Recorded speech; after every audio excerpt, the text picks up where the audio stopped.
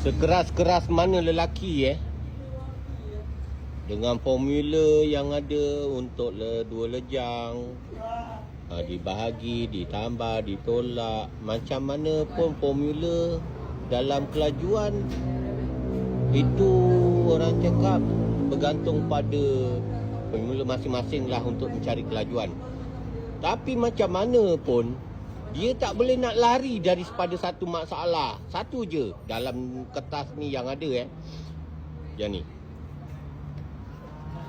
Mi kari, mi kuning, apa ni, sawi, toge. Ini kalau dia lari malam petaka bos.